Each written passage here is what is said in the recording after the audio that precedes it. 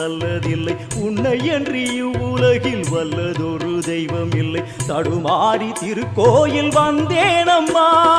அம்மா ஜெகதீஸ்வரி உந்தன் குழந்தை என்னை ஆதரி.